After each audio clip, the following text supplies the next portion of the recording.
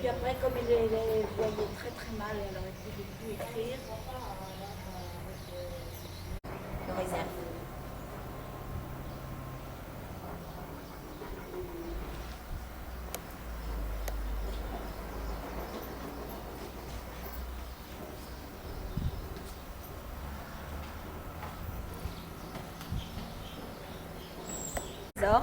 Ici, pendant le dégagement, composé de deux, la période de l'été, bien sûr, pour chercher de l'air frais. Parce que la région est très très chaude, donc l'été. Au milieu, là, c'est la salle à manger, le triclinium, avec un tapis de mosaïque au milieu, vous voyez donc la beauté de cette mosaïque qui représente les feuilles de trèfle. Les feuilles de trèfle et des symboles de porte-bonheur. Aujourd'hui, chez nous, c'est 4 feuilles par 3 feuilles. À gauche, la chasse. Bien, donc de la chasse. De l'autre côté, nous allons voir l'étage souterrain et le rez-de-chaussée.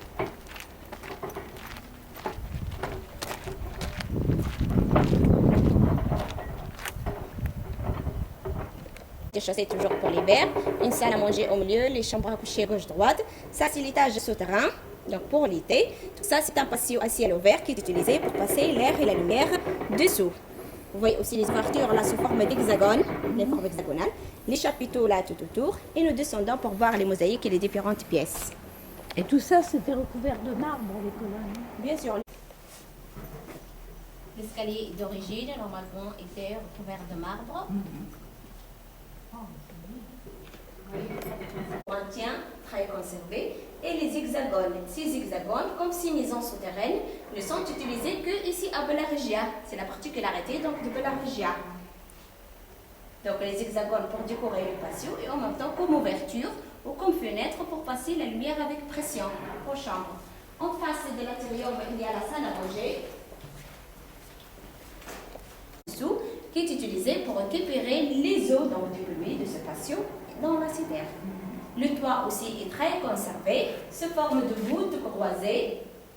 Et cette voûte croisée qui a été couverte avec des tubes en terre cuite. Ces tubes. Vous voyez dans les coins. Ah oui. Là aussi.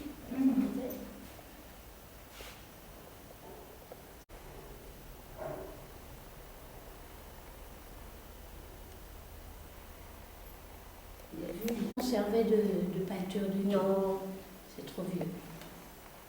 avec l'humidité, l'érosion.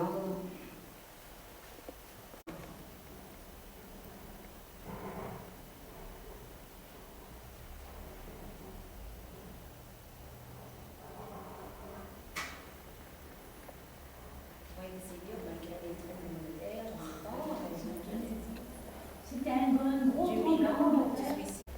Il y a beaucoup de sangliers par ici. Beaucoup de sangliers, la saison, le mois de chasse, donc la saison de chasse déjà, donc des sangliers, la période, c'est le mois d'octobre.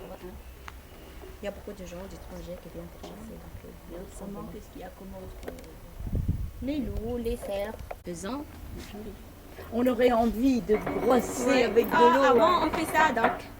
Avant, donc, nous amenons avec nous donc, de l'eau pour faire sortir les couleurs.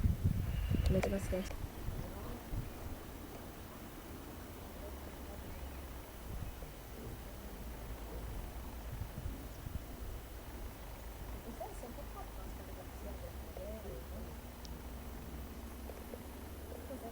Au milieu, les chambres à coucher gauche-droite.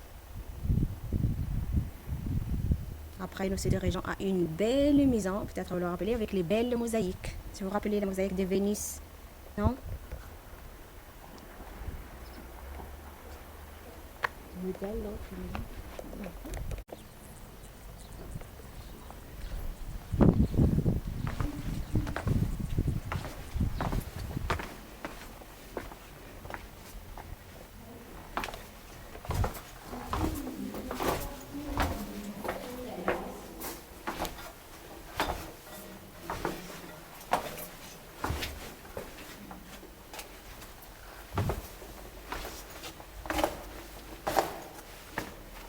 Deux autres marches. Ils ont mis des pavés. Ouais.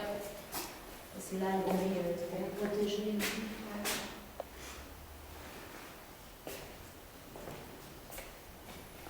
Vous vous rappelez ces mosaïques, non? Un peu. Oui, oui, non, mais je me rappelais que celle-là, non, je ne me rappelle pas la mosaïque elle-même, mais je me souviens très bien Qu'il y a une belle mosaïque. de ces mosaïques, et c'est pour ça. Cette mosaïque de la salle à manger représente Vénus, la déesse de l'amour et la beauté, Neptune et Triton, les deux dieux de la mer, les quatre amours tout autour, ces deux-là qui chevauchent dans le dauphin, celui-là leur donne le miroir, l'autre le coffre du bijou, et là-haut, vous voyez, donc ils sont en train de couronner Vénus. En bas, il y a une scène de pêche, les poissons. Là, il y a la propriétaire de la maison. Là, c'est la maîtresse de la maison.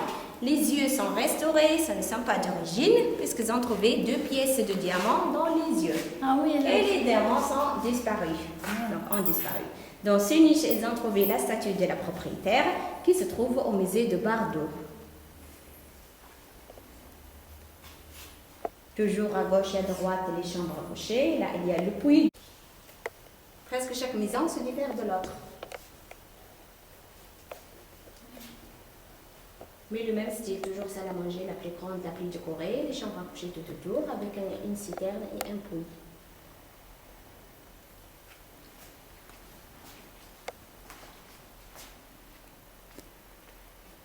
l'art de la construction. Oui.